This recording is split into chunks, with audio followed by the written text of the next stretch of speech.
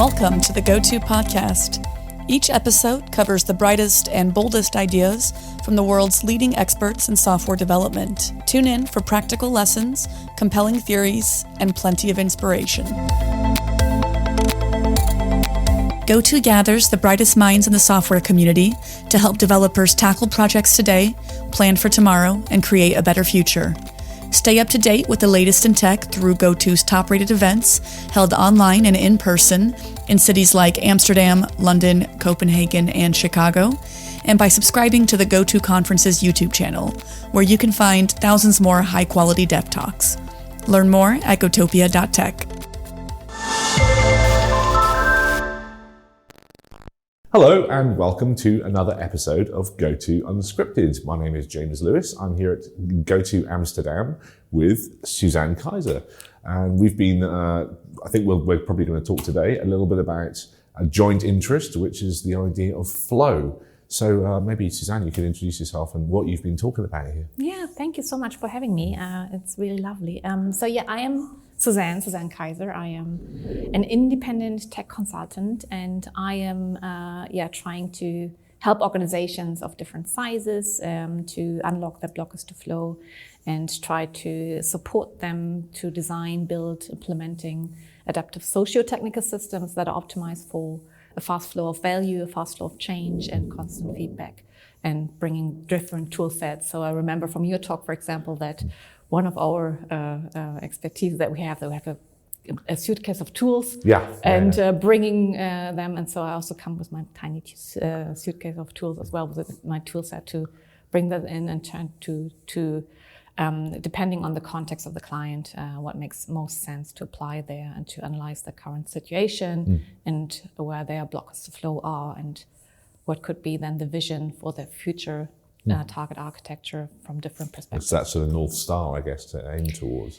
Yeah, it is. It's more like a North Star in terms of it's also about something that you can approach in increments and iteratively. So it's not like that we sit there in our ivory tower deciding where to go, or not me, because I usually work with the teams together, because otherwise it's not very helpful, because I'm not implementing them together with them. It's just like, designing the future architecture.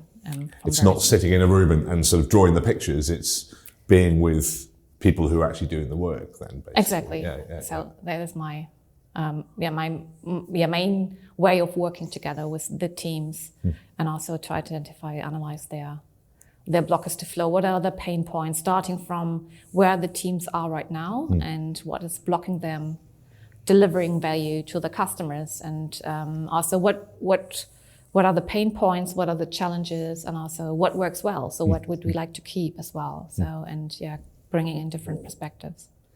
So you mentioned bringing a toolbox or toolkit, and obviously I've seen your talk this week and also previously. And it's brilliant. You have to go and watch it when it's published. There's a lot of really interesting tools in that toolkit, right? So I guess counting, there's Wardley mapping, there's team topologies, there's domain-driven design. Where did you get the idea to bring all these things together originally? Yeah, that evolved organically over the time. So first of all, when I was used to be a startup CTO, there was a journey from monoliths to microservices. So that's where domain-driven design came in back then. Right. So I remember when I gave my first talk, and you, James, were sitting in the front row. So I really got inspired by your articles about microservices, and also Sam Newman was sitting there. So that's the moment where I was like diving more into domain-driven design to find potential boundaries to split, domain logic-specific boundaries to split your system apart. And then also, when I was like more into the field of microservices and domain-driven design. And then serverless came along, and I was also interested in, okay, how does this technology work? I was attending serverless technology conferences. Mm-hmm. And whenever, at every serverless conference, Simon Wardley was there giving a talk. So that was by coincidence. So it was just like, and then I was listening to his keynote and was really entertaining, and I was thinking, oh, that sounds amazing, but how can I apply it to my own context? So, and then the first thing was that I tried to combine a Wardley map with domain-driven design to have added.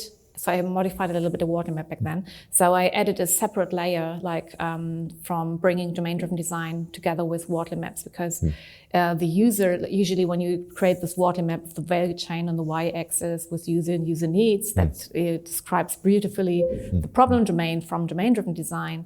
And then when you go then to the components that fulfill the user needs, and directly or indirectly, when you have this chain of components in your value chain, that then comes in where the solution space comes in, where you can then apply the bounded context and so on. And on the problem space, you can then bring in subdomain times of core domain, what's provide competitive advantage, why is your supporting subdomain and your generic subdomains on the problem space.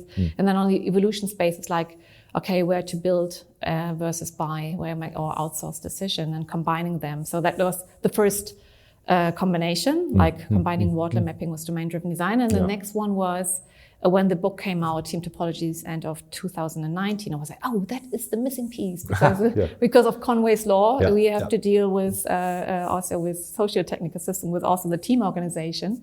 And that was then the missing piece, where I then was bringing in also the team organization as well. I have to say that, so I've read Team Topologies. I've read obviously a lot of stuff around domain-driven design over the years. I've been practicing it for many years. And then obviously Wardley mapping has become quite a thing in the industry. And I know we've certainly in Thoughtworks, we use it a lot as part of our engagements now, our more strategic engagements certainly. But I think the first time when I saw your talk, I think it was the first time I actually was able to line up some of these concepts in my head. Really? So I should thank you for that. Yeah, absolutely. So for example, you talk about value stream aligned teams in team topologies, and there's a tendency to, well, actually, what is that? Because I think about value streams but then actually you explore those ideas, don't you? Yeah, and you can also complement it, because you talked in your talk about value stream mapping, right? So in a Wardley map, we talk about value chain. So, and like what is necessary to fulfill user needs, what components connect in order to generate value for the customers. But you can also beautifully complement it with value stream mapping as well, where you go more into the process view for like maybe every component in the value chain can have its own value stream.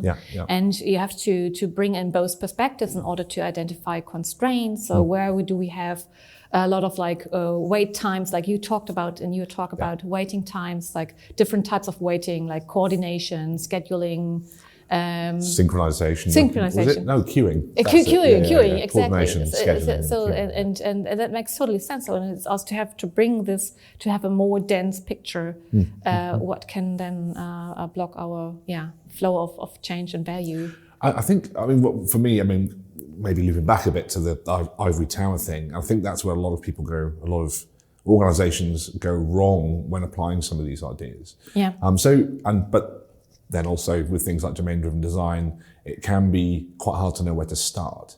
Like to tend to try and you get into this, I certainly have fallen into this sort of analysis paralysis. Is this correct? Is this precise? Have I got the right domain boundaries? How do you sort of deal with that kind of thing in your workshops? Definitely, that is one of the biggest challenges to see, I guess.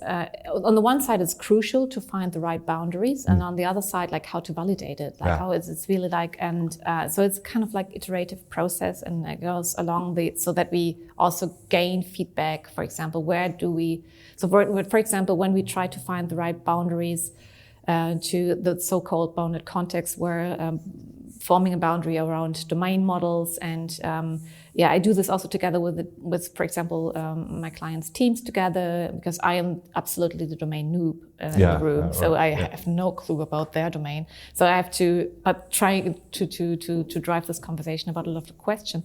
And I guess I try to like. But does that help though? Right, often at being the newbie, because you get to ask the stupid questions. That's so deliberating, because I can ask so many stupid questions. Maybe other people had the same question, but didn't dare to ask them because they're already working there for a couple of years and they're supposed to know it and think that they're supposed to know it. In fact, it's still, so I asking that, it's really, really, really relieving to be the noob in the room.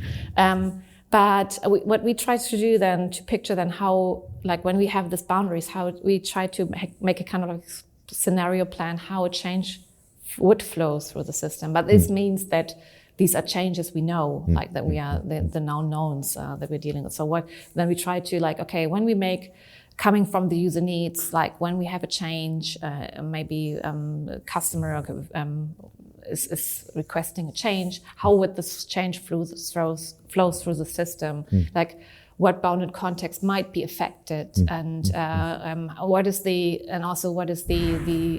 integration, the relationship between the bounded context with context map patterns, and what teams are owning these bounded contexts, what do they have to interact and coordinate in order to make this change effective? So there's something. Do you have can you apply some heuristics like to derive this bounded context, but you're not sure at the end. So it's always constantly validating, I would say. How do you do this? How do you usually I think it's the same. There's I mean, I don't have the methodology. I haven't previously used the methodology that you're talking about. I mean, we tend to talk about tracer bullets. Maybe the metaphor isn't great. The idea of asking questions of the domain and working out again which parts of the domain would be affected. I mean, it's the classic thing around tiered architectures. When the old school, when you had like a web tier, and then you had data services, and you had a database, and you'd ask the question which part of it changes when you have to add a new feature, or you need to add a new field to a form or something, and the answer is all of it. Like, you have to change everything and deploy everything, and suddenly it becomes a bit more obvious when you're using these sorts of techniques. Absolutely, Have you seen Barry O'Reilly's work on residuality? No, unfortunately not yet. So I would love to. I'm going to plan to look at his talks. I guess he also gave talks at DDD Europe, and I would love to watch those. Because he's got this really interesting idea of stressors. Yeah. He's talking specifically about software architecture, which I guess we are as well. But he talks about how the architecture or the system that you have at the moment is the result of everything that's happened in the past. I guess is obvious. So with that sort of thinking, and the stresses that were applied in the past, or the stresses the system was put under, and the code bases were put under. So, can you use the same idea in the future? So when you talk about these, I call them tracer bullets, you talked about, what was it, the future changes? Flow of changes. Thinking about the different types of stressor, the unknown unknowns. And coming up with a set of these unknown unknowns, and then applying it to Wardley maps to domain. That is a great technique. So that seems to be very interesting to see, specifically when you like stresses and forms like what could happen and you're not aware of, and to see like how your system would react to that. That's how I understood it, right? To apply some stress patterns or something like that, and to see where your system would respond to, or where might we apply some changes, and does this part of the system need some change in that part, and at the same time maybe that's an indication they belong together, and maybe we have to revalidate or reiterate on our bounded context, and to bring them together, for example. One thing I'm kind of fascinated by as well, because I spend a lot of time doing this sort of work with teams as well. One of the things I often find and get feedback afterwards on is when you get disparate people together, and you get a lot of people from different parts of the organization together, all talking together for the first time. And that seems like a super energizing thing. And you almost get, I've seen teams almost get as much out of just being able to talk to their colleagues that they didn't know new stuff. Do you know what I mean? Yeah. So that's really like the conversation that sparked from bringing different domains together, different roles or departments together. And then they come up with, or revealing some situations like, we have never known that you do this manually.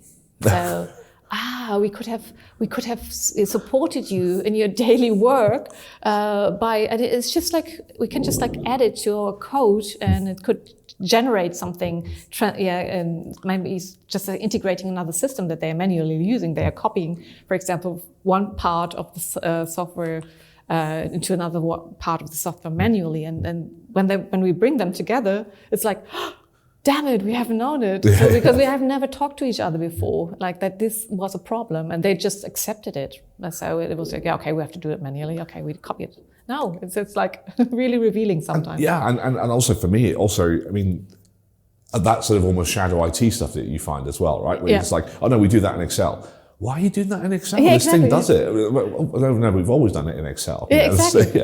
So, and then the other thing I think with domain-driven design in particular, we talk a lot about ubiquitous language in domain-driven design, and the importance of having the ubiquitous language. Another thing I've noticed is that often different parts of the organization, different domains, absolutely, it becomes really clear that they've got these different languages, right? Yeah, exactly. And the thing is, I talked to an attendee at GOTO today about, like, for example, use customer. Like customer, whenever you talk to different departments, it has different meanings. But across the context, across departments, it has different meanings across the departments. But within that department is a clear meaning. So they look at you confused, like, no, for us, a customer is this and this. But if you talk to another department, a customer has totally different meanings. For example, invoicing is a different meaning than, I mean, if you are a lead or like, in the e-commerce system. So it has a different meaning, different attributes, different business logic behind it. And so I guess that's also the source of so much confusion, right? And we can't have like one God object of customer. Because then this goes then into the system, and it introduces then tight change coupling or tight coupling. If you have, like, for example, at another client, I had an account object with 400 different fields. Oh, wow. That was a big constructor. It was kind of like really large. And who introduced that field? So when we change that one, what side effect does it have then? So I don't know if you change the name, or even worse than the type of it, then you just change it, and maybe it's just something as others is exploding because you had one huge, massive God object. And so that's the reason, like, ubiquitous language in terms of like has a different meaning there, and that it might be a totally different domain model there. And so it's really important. I remember being on one account we just started, we found this God object in the code base, and it was a transaction handler. I think it was called like transaction handler because, of course, maybe even transaction handler factory import or something, you know. And it just had like a do transaction method on it. And that took 48 parameters, which was nice, in an array. So it weren't even typed. You just had to like infer. I've no idea how they ever changed it ever, you know. And this cognitive load, right? This mental effort to understand this piece of code, and like specifically when onboarding new people, and when you make a change there, and then, oh gosh, it's pretty awful. I mean, you mentioned microservices. It's interesting because we both go back a long way in that. I mean, it's 10 years this year since Martin and I published that. And we started talking very shortly afterwards. And I know, you know, talk about God objects and things. One of the things I had was, at the start, was no shared domain code. Because if you start sharing domain code in libraries... Exactly, yeah. So that is like, I guess Sam Newman also mentioned this, and then maybe it also stems from you, like the don't repeat yourself principle does not apply to microservices, because if you try to share everything, specifically when it's like domain code or domain logic, which changes frequently, that is then, you introduce coupling and a distributed monolith again, and it's even worse than your monolith. So I don't want to call a monolith bad. So sorry if that's it's like you hear it here. Monoliths are fine. Modular monoliths are fine. Yeah, exactly. Simon Brown is around. He'll storm through the door and shout at us if we don't make that clear. Exactly. Absolutely. So back to, I guess, the Wardley mapping, back to architecture for flow, team topologies and things. What sort of changes have you seen organizations go through when you've been applying these sort of techniques? So I guess more like a clear ownership boundaries, and also like that they have then freeing energy to focus on their core domains or the core activities of the teams themselves. So they are not so that they get a clearer picture, or reduce team cognitive load, and have also energy and time to think new ideas through. So that is something relieving for the teams that I've seen so far. Also like that they have this like clear purpose. So, and also even though if they have split it yet, but for example, just visualizing the status quo. For example, I had one client, we do so many things, but we can't really express it. And we have then identified that these were mostly platform teams, but there were also enablers. So they're also facilitating, and which takes a long time, right? To upskill other teams. It is a different interaction mode when you are coaching others than providing excessive services. So, and they had different interaction mode, and to make this clear, explicit, that yes, of course, you're spending, it's not like boiled down into user stories, because that is some activities that you do on the side, right? And to make it explicit, and then they brought this one. See, that's the reason why we stuck sometimes, and either like we have a dedicated team at some point, or we change something. So it gets more increased clarity of purpose. Then the increased clarity of ownership, and also when to collaborate together when exploring, and also when to provide excessive services, or like how to interact with other teams. So that was very like more a kind of like freeing some energy and focus, and that's what I could say so far. Well, so everything, more clarity is always going to be good, right? I think that's that's fantastic. And do you see the teams then? Because one of the things I'm quite passionate about is, I've said it before, but we turn up with these toolboxes, as you sort of alluded to, and often as consultants or as independents, we get hired because of the toolboxes. But I feel it's like incumbent on us to leave those tools behind in a way, right? So, and actually ensure that the organizations we're working with actually can use those in an ongoing way. Have you got experience? Do you teach other people? Do you coach the teams to do this themselves as well? Yeah, so it's sometimes a combination of training and then working together with this tool together. I guess it's to bring in the fundamentals, so also the why we are using it, the purpose of those tools. And sometimes I'm not sure. Sometimes it's that I don't say we have to always use those. Maybe we can complement with this others. So it's not like things like event storming and lots of other exactly. Yeah. So it's not a rigid framework. No. So sometimes I tell them like the purpose behind it and the fundamentals and the concepts, and then we also involve them in their workshops. So sometimes the workshop starts with the fundamentals, sometimes not. It depends on also the context itself. And then afterwards they then can, so I hope that my role is then that I enable them to use those tools so that they can explore in their own domains, because we only have a few domains, and then that they can go on their own and apply those.